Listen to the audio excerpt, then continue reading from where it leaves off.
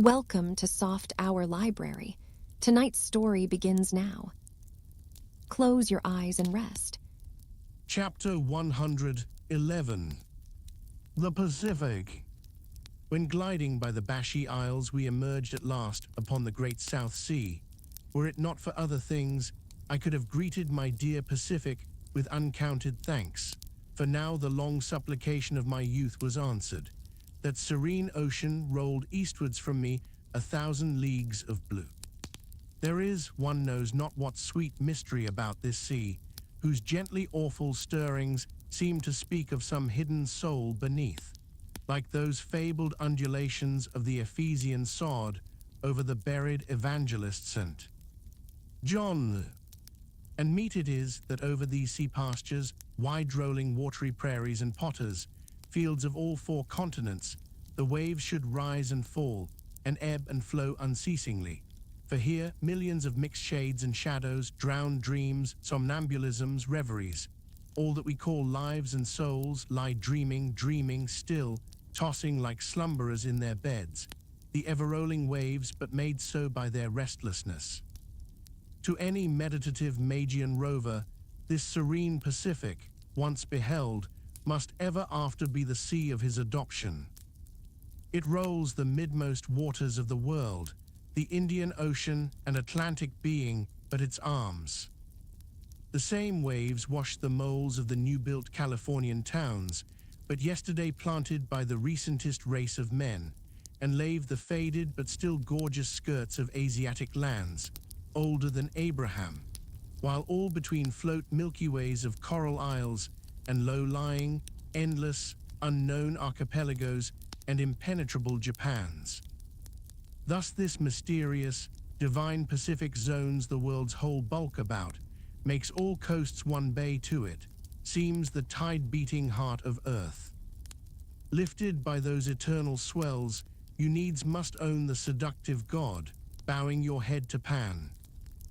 But few thoughts of Pan stirred Ahab's brain, as standing like an iron statue at his accustomed place beside the mizzen rigging, with one nostril he unthinkingly snuffed the sugary musk from the Bashy Isles, in whose sweet woods mild lovers must be walking, and with the other consciously inhaled the salt breath of the new-found sea, that sea in which the hated white whale must even then be swimming. Launched at length upon these almost final waters, and gliding towards the Japanese cruising ground, the old man's purpose intensified itself. His firm lips met like the lips of a vice. The delta of his forehead's veins swelled like overladen brooks. In his very sleep, his ringing cry ran through the vaulted hull, stern all, the white whale spouts thick blood. Chapter 112. The Blacksmith.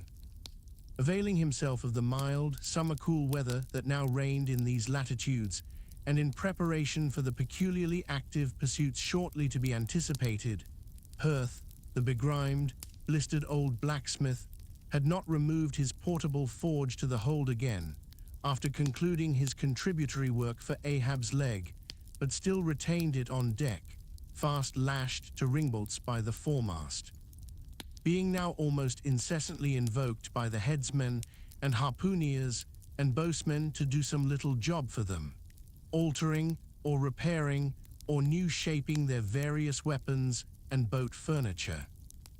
Often he would be surrounded by an eager circle, all waiting to be served, holding boat spades, pike heads, harpoons and lances, and jealously watching his every sooty movement as he twirled. Nevertheless, this old man S. was a patient hammer wielded by a patient arm. No murmur, no impatience, no petulance did come from him. Silent, slow, and solemn, bowing over still further his chronically broken back, he twirled away, as if toil were life itself, and the heavy beating of his hammer the heavy beating of his heart. And so it was. Most miserable.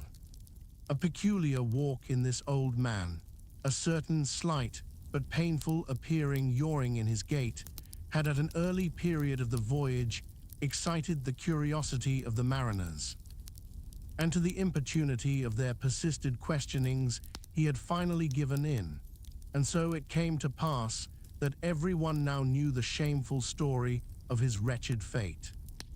Belated and not innocently, one bitter winter's midnight, on the road running between two country towns, the blacksmith half-stupidly felt the deadly numbness stealing over him and sought refuge in a leaning, dilapidated barn. The issue was the loss of the extremities of both feet.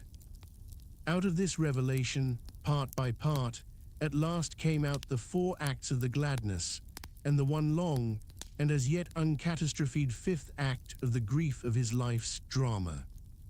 He was an old man who, at the age of nearly 60, had postponedly encountered that thing in sorrow's technicals called ruin.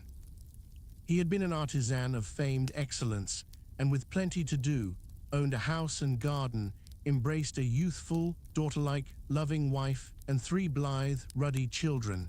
Every Sunday went to a cheerful-looking church, planted in a grove.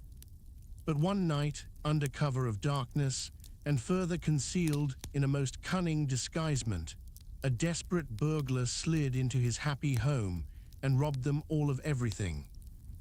And darker yet to tell, the blacksmith himself did ignorantly conduct this burglar into his family's heart. It was the bottle conjurer. Upon the opening of that fatal cork, forth flew the fiend and shriveled up his home. Now, for prudent, most wise, and economic reasons, the blacksmith's shop was in the basement of his dwelling, but with a separate entrance to it, so that always had the young and loving healthy wife listened with no unhappy nervousness, but with vigorous pleasure, to the stout ringing of her young-armed old husband's hammer, whose reverberations, muffled by passing through the floors and walls, came up to her, not unsweetly, in her nursery.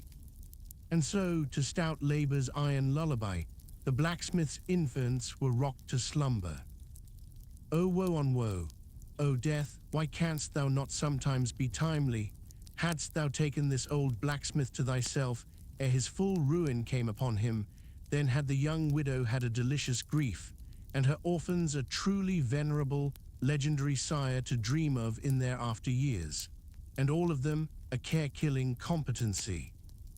But death plucked down some virtuous elder brother, on whose whistling daily toil solely hung the responsibilities of some other family, and left the worse than useless old man standing, till the hideous rot of life should make him easier to harvest. Why tell the whole? The blows of the basement hammer every day grew more and more between, and each blow every day grew fainter than the last. The wife sat frozen at the window, with tearless eyes, glitteringly gazing into the weeping faces of her children. The bellows fell, the forge choked up with cinders. The house was sold. The mother dived down into the long churchyard grass. Her children twice followed her thither, and the houseless, familyless old man staggered off a vagabond in crape, his every woe unreverenced. His grey head a scorn to flaxen curls. Death seems the only desirable sequel for a career like this, but death is only a launching into the region of the strange, untried. It is but the first salutation to the possibilities of the immense remote, the wild, the watery, the unshored. Therefore, to the death-longing eyes of such men, who still have left in them some interior compunctions against suicide, does the all-contributed and all-receptive ocean alluringly spread forth his whole plain of unimaginable, taking terrors and wonderful new-life adventures, and from the hearts of infinite Pacifics, the 1,000 mermaids sing to them, "Come hither, broken-hearted. Here is another life without the guilt of intermediate death. Here are wonders supernatural, without dying for them. Come hither, bury thyself in a life which, to your now equally abhorred and abhorring, landed world, is more oblivious than death. Come hither, put up thy gravestone too within the churchyard, and come hither, till we marry thee."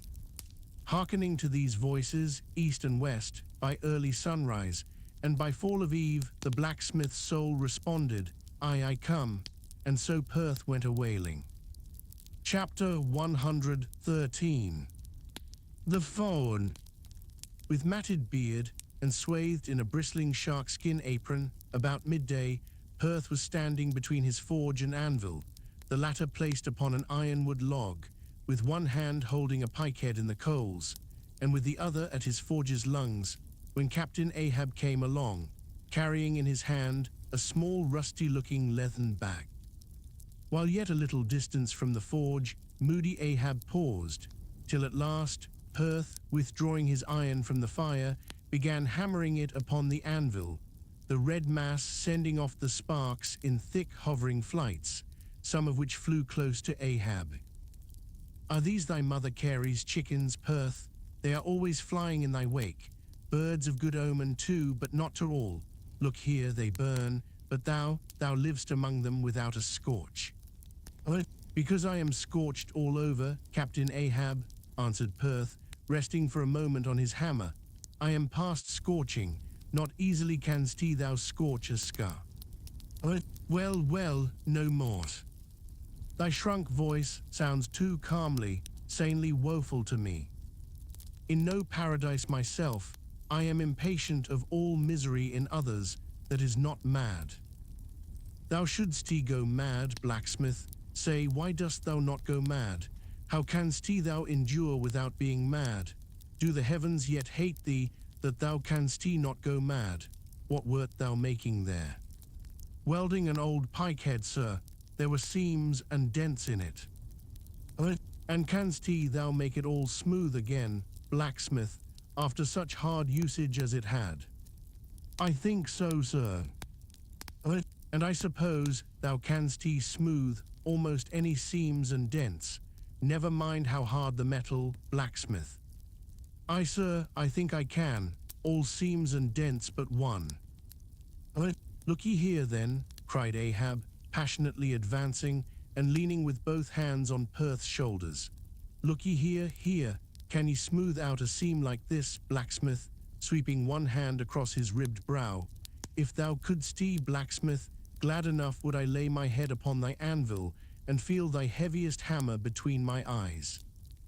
Answer, canst thou smooth this seam?" "Oh, that is the one, sir. Said I not all seams and dents but one?" "Aye, blacksmith, it is the one. Aye, man, it is unsmoothable, for though thou only seest it here in my flesh, it has worked down into the bone of my skull. That is all wrinkles. But away with child's play, no more gaffs and pikes today. Look ye here, jingling the leathern bag, as if it were full of gold coins. I too want a harpoon made, one that 1,000 yoke of fiends could not part, Perth, something that will stick in a whale like his own fin bone. There's the stuff, flinging the pouch upon the anvil. Look ye, blacksmith, these are the gathered nail stubs of the steel shoes of racing horses." "Horseshoe stubs, sir? Why, Captain Ahab, thou hast here then the best and stubbornest stuff we blacksmiths ever work." "I know it, old man. These stubs will weld together like glue from the melted bones of murderers. Quick, forge me the harpoon. And forge me first 12 rods for its shank, then wind and twist and hammer these 12 together like the yarns and strands of a tow line. Quick, I'll blow the fire." When at last the 12 rods were made, Ahab tried them one by spiraling them with his own hand round a long, heavy iron bolt. A flaw, rejecting the last one. "Work that over again, Perth." This done, Perth was about to begin welding the 12 into one, when Ahab stayed his hand and said he would weld his own iron. As then, with regular, gasping hems, he hammered on the anvil, Perth passing to him the glowing rods, one after the other, and the hard-pressed forge shooting up its intense straight flame. The Parsee passed silently, and bowing over his head towards the fire, seemed invoking some curse or some blessing on the toy. But as Ahab looked up, he slid aside. "What's that bunch of lucifers dodging about there for?" muttered Stubb, looking on from the forecastle. "That Parsee smells fire like a fusee, and smells of it himself, like a hot musket's powder pan. At last the shank, in one complete rod, received its final heat, and as Perth, to temper it, plunged it all hissing into the cask of water nearby, the scalding steam shot up into Ahab's bent face. "Wouldst thou brand me, Perth?" Wincing for a moment with the pain. "Have I been but forging my own branding iron then? Pray God not that, yet I fear something, Captain Ahab. Is not this harpoon for the white whale? For the white fiend, but now for the barbs, thou must make them thyself, man. Here are my razors, the best of steel, here, and make the barbs sharp as the needle-sleet of the icy sea." For a moment, the old blacksmith eyed the razors, as though he would fain not use them. "Take them, man, I have no need for them, for I now neither shave, sup, nor pray till but here to work." Fashioned at last into an arrowy shape, and welded by Perth to the shank, the steel soon pointed the end of the iron, and as the blacksmith was about giving the barbs their final heat, prior to tempering them, he cried to Ahab to place the water cask near. "No, no, no water for that. I want it of the true death temper. Ahoy there, Tashtigo Queequeg Dagu, what say ye, pagans? Will ye give me as much blood as will cover this barb?" holding it high up. A cluster of dark nods replied, "Yes." 3 punctures were made in the heathen flesh, and the white whale's barbs were then tempered. "Ego non baptizo te in nomen patris, sed in nomen diaboli," deliriously howled Ahab, as the malignant iron scorchingly devoured the baptismal blood. Now mustering the spare poles from below, and selecting one of hickory, with the bark still investing it, Ahab fitted the end to the socket of the iron. A coil of new tow-line was then unwound, and some fathoms of it taken to the windlass and stretched to a great tension. Pressing his foot upon it, till the rope hummed like a harp string, then eagerly bending over it, and seeing no strandings, Ahab exclaimed, "Good, and now for the seizings." At one extremity the rope was unstranded, and the separate spread yarns were all braided and woven round the socket of the harpoon. The pole was then driven hard up into the socket. From the lower end, the rope was traced halfway along the pole's length, and firmly secured so, with intertwistings of twine. This done, pole, iron, and rope, like the 3 fates, remained inseparable, and Ahab moodily stalked away with the weapon, the sound of his ivory leg, and the sound of the hickory pole, both hollowly ringing along every plank. But ere he entered his cabin, light, unnatural, half-bantering, yet most piteous sound was heard. "O Pip, thy wretched laugh, thy idle but unresting eye, all thy strange mummeries not unmeaningly blended with the black tragedy of the melancholy ship, and mocked it." Chapter 114. The Gildo. Penetrating further and further into the heart of the Japanese cruising ground, the Pequod was soon all astir in the fishery. Often in mild, pleasant weather, for 12, 15, 18, and 20 hours on the stretch, they were engaged in the boats, steadily pulling or sailing or paddling after the whales, or for an interlude of 60 or 70 minutes calmly awaiting their uprising, though with but small success for their pains. At such times, under an abated sun, afloat all day upon smooth, slow-heaving swells, seated in his boat, light as a birch canoe, and so sociably mixing with the soft waves themselves that like hearthstone cats they purr against the gunwale. These are the times of dreamy quietude, when beholding the tranquil beauty and brilliancy of the ocean's skin, one forgets the tiger heart that pants beneath it, and would not willingly remember that this velvet paw but conceals a remorseless fang.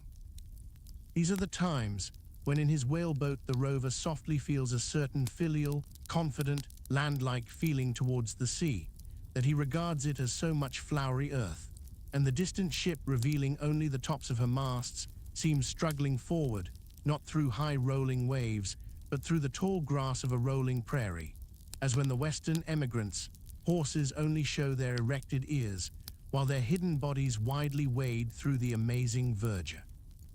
The long-drawn virgin vales, the mild blue hillsides, as over these there steals the hush, the hum. You almost swear that play-wearied children lie sleeping in these solitudes in some glad May time when the flowers of the woods are plucked. And all this mixes with your most mystic mood, so that fact and fancy, halfway meeting, interpenetrate, and form one seamless whole. Nor did such soothing scenes, however temporary, fail of at least as temporary an effect on Ahab. But if these secret golden keys did seem to open in him his own secret golden treasuries, yet did his breath upon them prove but tarnishing. O grassy glades, O ever vernal endless landscapes in the soul, in ye, though long parched by the dead drought of the earthy life, in ye men yet may roll, like young horses in new morning clover, and for some few fleeting moments feel the cool dew of the life immortal on them. Would to God these blessed calms would last. But the mingling threads of life are woven by warp and woof, calms crossed by storms, a storm for every calm. There is no steady, unretracing progress in this life. We do not advance through fixed gradations, and at the last one pause, through infancy's unconscious spell, boyhood's thoughtless faith, adolescence, doubt, the common doom, then skepticism, then disbelief, resting at last in manhood's pondering repose of if. But once gone through, we trace the round again, and are infants, boys, and men, and ifs eternally. Where lies the final harbor, whence we unmoor no more? In what rapt ether sails the world, of which the weariest will never weary? Where is the foundling's father hidden? Our souls are like those orphans whose unwedded mothers die in bearing them. The secret of our paternity lies in their grave, and we must there to learn it. And that same day, too, gazing far down from his boat's side into that same golden sea, Starbuck lowly murmured, "Loveliness unfathomable, as ever lover saw in his young bride's eye, tell me not of thy teeth-tiered sharks and thy kidnapping cannibal ways. Let faith oust fact, let fancy oust memory, I look deep down and do believe." And Stubb, fish-like, with sparkling scales, leaped up in that same golden light. I am Stubb, and Stubb has his history, but here Stubb takes oaths that he has always been jolly. Chapter 115. The Pequod meets the Bachelor. And jolly enough were the sights and the sounds that came bearing down before the wind, some few weeks after Ahab's harpoon had been welded. It was a Nantucket ship, the Bachelor, which had just wedged in her last cask of oil and bolted down her bursting hatches, and now, in glad holiday apparel, was joyously, though somewhat vaingloriously, sailing round among the widely separated ships on the ground, previous to pointing her prow for home. The three men at her masthead wore long streamers of narrow red bunting at their hats. From the stern, a whaleboat was suspended, bottom down, and hanging captive from the bowsprit was seen the long lower jaw of the last whale they had slain. Signals, ensigns, and jacks of all colors were flying from her rigging, on every side. Sideways lashed in each of her three basketed tops were 2 barrels of sperm, above which, in her topmast crosstrees, you saw slender breakers of the same precious fluid, and nailed to her main truck was a brazen lamp. As was afterwards learned, the Bachelor had met with the most surprising success, all the more wonderful, for that while cruising in the same seas numerous other vessels had gone entire months without securing a single fish. Not only had barrels of beef and bread been given away to make room for the far more valuable sperm, but additional supplemental casks had been bartered for from the ships she had met, and these were stowed along the deck and in the captain's and officers' staterooms. Even the cabin table itself had been knocked into kindling wood, and the cabin mess dined off the broad head of an oil butt lashed down to the floor for a centerpiece. In the forecastle, the sailors had actually corked and pitched their chests and filled them. It was humorously added that the cook had clapped a head on his largest boiler and filled it, that the steward had plugged his spare coffee pot and filled it, that the harpooneers had headed the sockets of their irons and filled them, that indeed everything was filled with sperm except the captain's pantaloons pockets and those he reserved to thrust his hands into, in self-complacent testimony of his entire satisfaction. As this glad ship of good luck bore down upon the moody Pequod, the barbarian sound of enormous drums came from her forecastle, and drawing still nearer, a crowd of her men was seen standing round her huge tripods, which, covered with the parchment-like poke or stomach skin of the black fish, gave forth a loud roar to every stroke of the clenched hands of the crew. On the quarterdeck, the mates and harpooneers were dancing with the olive-hued girls who had eloped with them from the Polynesian Isles, while suspended in an ornamented boat, firmly secured aloft between the foremast and mainmast, 3 Long Island Negroes with glittering fiddle bows of whale ivory were presiding over the hilarious jig. Meanwhile, others of the ship's company were tumultuously busy at the masonry of the tryworks, from which the huge pots had been removed. You would have almost thought they were pulling down the cursed Bastille, such wild cries they raised, as the now useless brick and mortar were being hurled into the sea. Lord and master over all this scene, the captain stood erect on the ship's elevated quarterdeck, so that the whole rejoicing drama was full before him, and seemed merely contrived for his own individual diversion. And Ahab, he too, was standing on his quarterdeck, shaggy and black, with a stubborn gloom, and as the 2 ships crossed each other's wakes, one all jubilations for things past, the other all forebodings as to things to come, their 2 captains in themselves impersonated the whole striking contrast of the scene. come aboard, cried the gay bachelor's commander, lifting a glass and a bottle in the air. Hast seen the white whale? Gritted Ahab in reply. No, only heard of him, but don't believe in him at all, said the other good-humoredly. Come aboard. Thou art too damned jolly. Sail on. Hast lost any men? Not enough to speak of, 2 islanders, that's all. But come aboard, old hearty, come along. I'll soon take that black from your brow. Come along, will ye merries the play, a full ship and homeward bound. Oh, how wondrous familiar is a fool, muttered Ahab, then aloud, thou art a full ship and homeward bound, thou say'st. Well then, call me an empty ship and outward bound. So go thy ways, and I will mine. Forward there, set all sail, and keep her to the wind. And thus, while the one ship went cheerily before the breeze, the other stubbornly fought against it, and so the 2 vessels parted, the crew of the Pequod looking with grave, lingering glances towards the receding bachelor, but the bachelor's men never heeding their gaze for the lively reverie they were in. And as Ahab, leaning over the taffrail, eyed the homeward-bound craft, he took from his pocket a small vial of sand, and then looking from the ship to the vial, seemed thereby bringing 2 remote associations together, for that vial was filled with Nantucket soundings.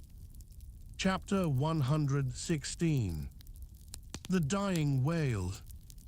Not seldom in this life, when on the right side fortune's favourite sail close by us, we, though all adroop before, catch somewhat of the rushing breeze, and joyfully feel our bagging sails fill out.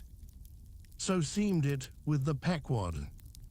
For next day after encountering the gay bachelor, whales were seen and 4 were slain, and one of them by Ahab.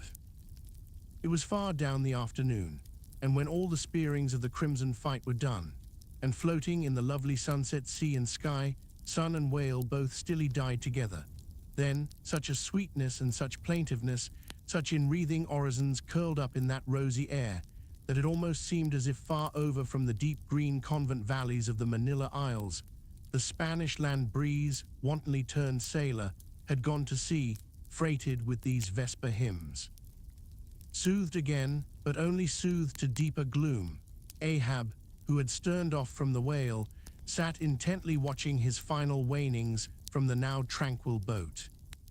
For that strange spectacle observable in all sperm whales dying, the turning sunwards of the head, and so expiring, that strange spectacle, beheld of such a placid evening, somehow to Ahab conveyed a wondrousness unknown before. He turns and turns him to it, how slowly, but how steadfastly, his homage rendering and invoking brow, with his last dying motions. He too worships fire, most faithful, broad, baronial vassal of the sun. Oh, that these two favoring eyes should see these two favoring sights. Look here far waterlocked, beyond all hum of human weal or woe, in these most candid and impartial seas, where to traditions no rocks furnish tablets, where for long Chinese ages the billows have still rolled on speechless and unspoken to, as stars that shine upon the Niger's unknown source. Here too life dies sunwards full of faith, but see, no sooner dead than death whirls round the corpse, and it heads some other way. O thou dark Hindu half of nature, who of drowned bones hast builded thy separate thrones somewhere in the heart of these unverdured seas, thou art an infidel, thou queen, and too truly speakest to me in the wide slaughtering typhoon, and the hushed burial of its after calm. Nor has this thy whale sunwards turned his dying head, and then gone round again, without a lesson to me. O trebly hooped and welded hip of power, O high aspiring rainbowed jet, that one strivest, this one jettest all in vain. In vain, O whale, dost thou seek intercedings with yon all-quickening sun that only calls forth life, but gives it not again. Yet dost thou, darker half, rock me with a prouder, if a darker faith.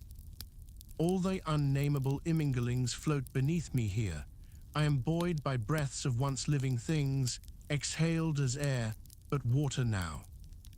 Then hail, forever hail, O sea, in whose eternal tossings the wild fowl finds his only rest. Born of earth, yet suckled by the sea, though hill and valley mothered me, ye billows are my foster brothers. Chapter 117. The Whale Watch. The 4 whales slain that evening had died wide apart, one far to windward, one less distant to leeward, one ahead, one astern. These last 3 were brought alongside ere nightfall, but the windward one could not be reached till morning, and the boat that had killed it lay by its side all night, and that boat was Ahab's. The waif pole was thrust upright into the dead whale's spout hole, and the lantern hanging from its top cast a troubled flickering glare upon the black, glossy back, and far out upon the midnight waves, which gently chafed the whale's broad flank, like soft surf upon a beach. Ahab and all his boat's crew seemed asleep but the Parsee, who, crouching in the bow, sat watching the sharks that spectrally played round the whale, and tapped the light cedar planks with their tails. A sound like the moaning in squadrons over asphaltites of unforgiven ghosts of Gomorrah ran shuddering through the air. Started from his slumbers, Ahab, face to face, saw the Parsee, and hooped round by the gloom of the night, they seemed the last men in a flooded world. "I have dreamed it again," said he.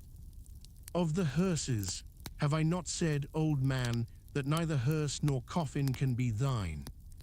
And who are hearsed that die on the sea? But I said, old man, that ere thou couldst die on this voyage, 2 hearses must verily be seen by thee on the sea, the first not made by mortal hands, and the visible wood of the last one must be grown in America. Aye, a strange sight that Parsee, a hearse and its plumes floating over the ocean with the waves for the pallbearers. Ha, such a sight we shall not soon see. Believe it or not, thou canst not die till it be seen, old man. And what was that saying about thyself? Though it come to the last, I shall still go before thee thy pilot. And when thou art so gone before, if that ever befall, then ere I can follow, thou must still appear to me to pilot me still. Was it not so? Well then, did I believe all ye say, O my pilot. I have here 2 pledges that I shall yet slay Moby-Dick and survive it. Take another pledge, old man, said the Parsee, as his eyes lighted up like fireflies in the gloom. Hemp only can kill thee. The gallows, ye mean. I am immortal then, on land and on sea, cried Ahab with a laugh of derision. Immortal on land and on sea. Both were silent again, as one man. The grey dawn came on, and the slumbering crew arose from the boat's bottom, and ere noon the dead whale was brought to the ship. Chapter 118.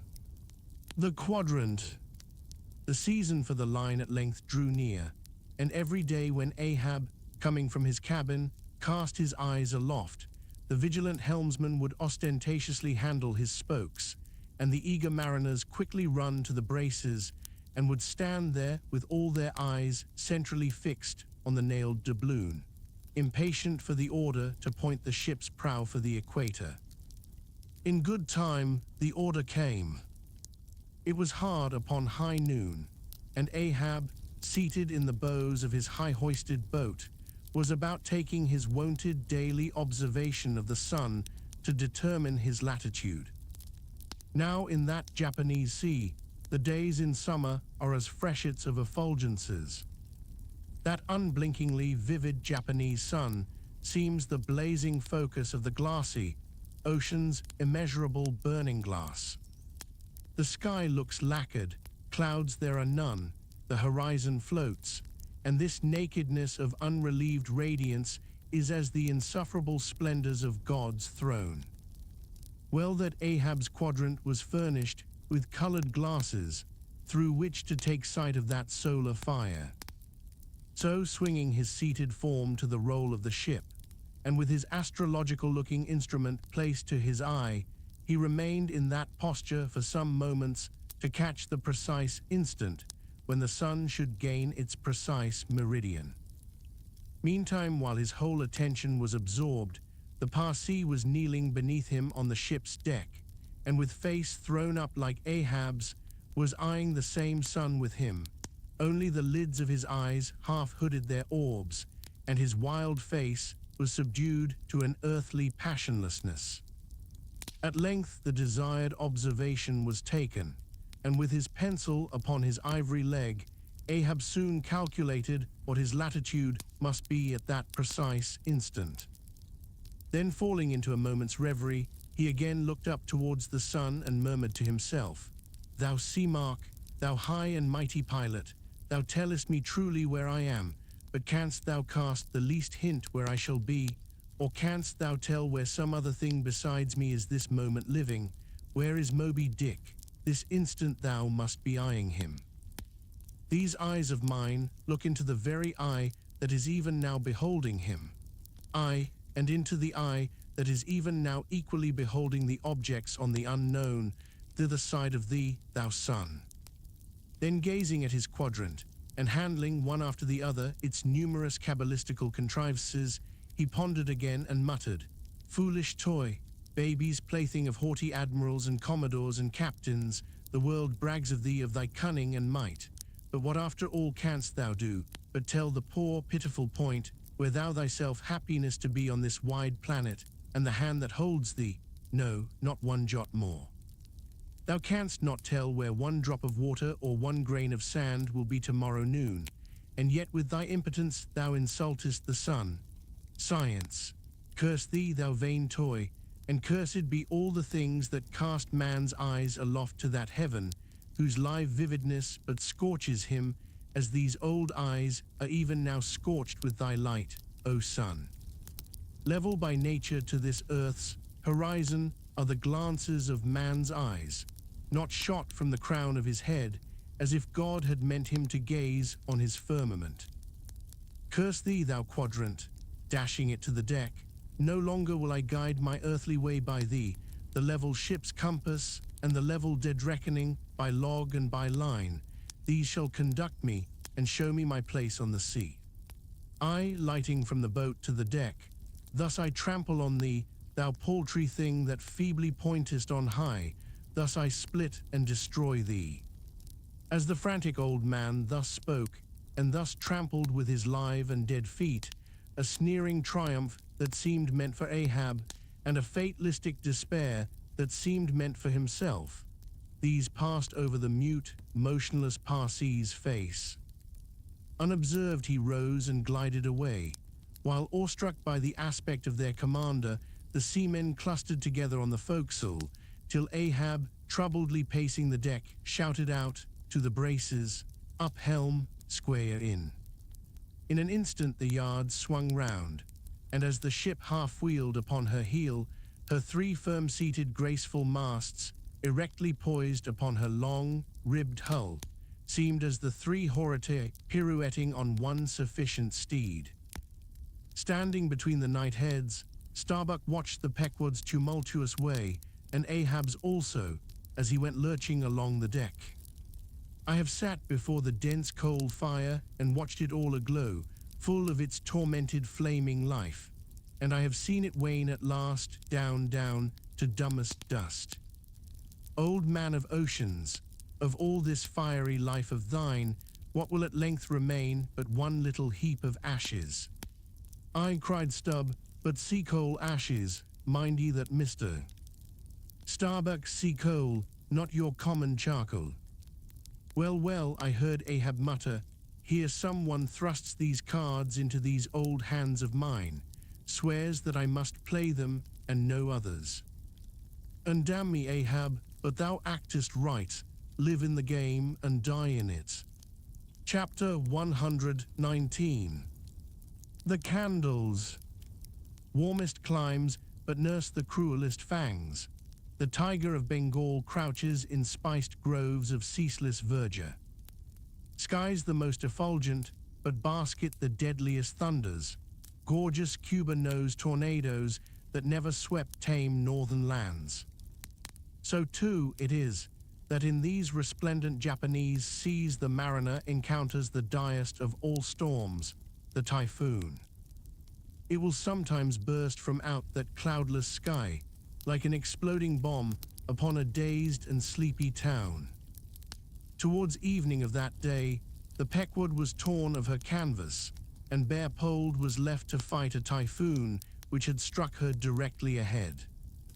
When darkness came on, sky and sea roared and split with the thunder, and blazed with the lightning, that showed the disabled masts fluttering here and there with the rags which the first fury of the tempest had left for its after-sport.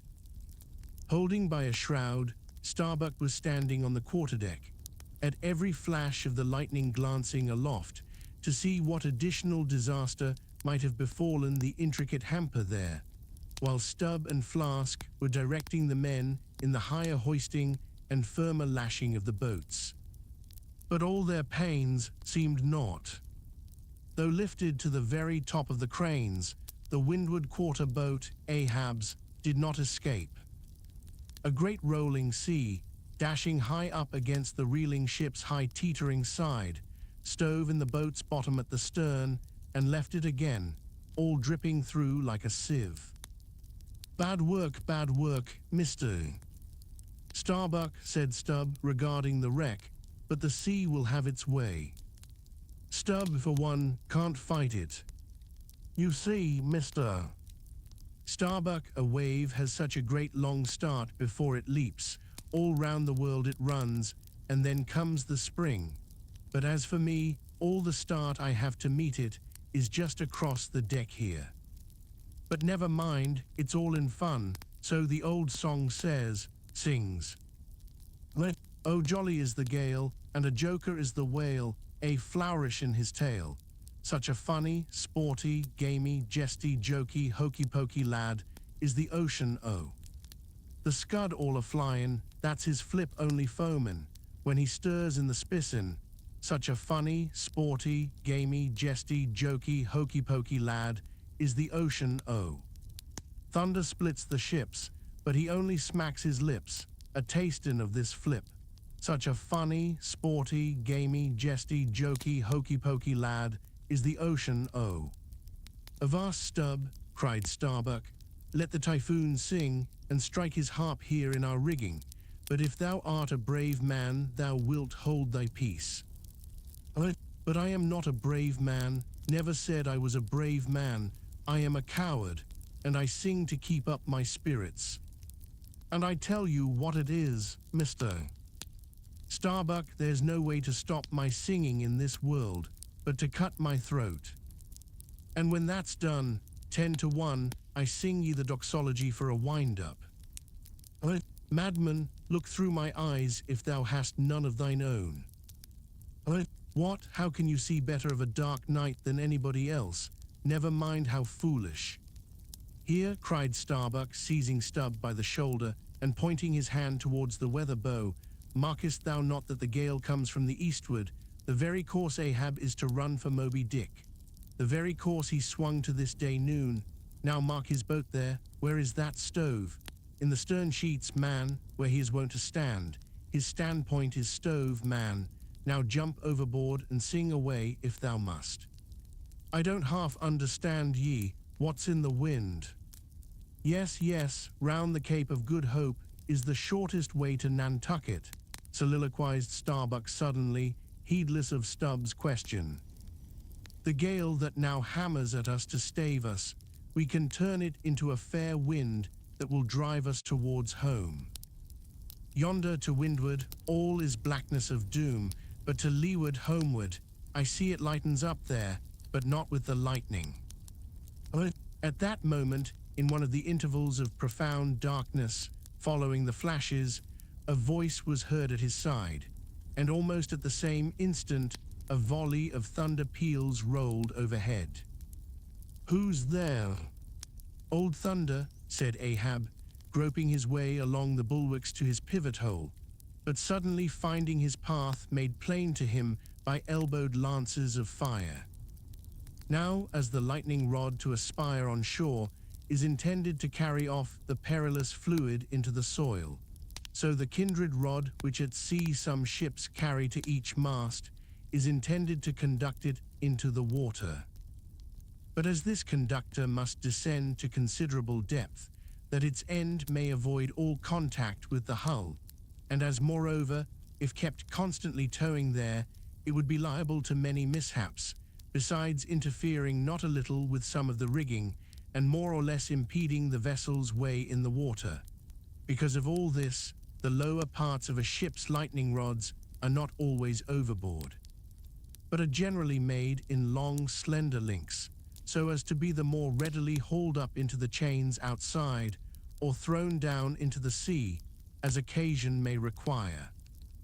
The rods, cried Starbuck to the crew, suddenly admonished to vigilance by the vivid lightning that had just been darting flambeaux to light Ahab to his post. Are they overboard? Drop them over fore and aft. Quick! Avast, cried Ahab. Let's have fair play here, though we be the weaker side. Yet I'll contribute to raise rods on the Himmels and Andes, that all the world may be secured, but out on privileges. Let them be, sir. Look aloft, cried Starbuck. The corpusants, the corpusants. All the yardarms were tipped with a pallid fire, and touched at each tri-pointed lightning rod end with 3 tapering white flames. Each of the 3 tall masts was silently burning in that sulphurous air, like 3 gigantic wax tapers before an altar. Blast the boat, let it go, cried Stubb at this instant, as a swashing sea heaved up under his own little craft, so that its gunwale violently jammed his hand as he was passing a lashing. Blast it, but slipping backward on the deck, his uplifted eyes caught the flames, and immediately shifting his tone, he cried, "The corpusants have mercy on us all." To sailors, oaths are household words. They will swear in the trance of the calm and in the teeth of the tempest. They will imprecate curses from the topsail-yard arms, when most they teeter over to a seething sea.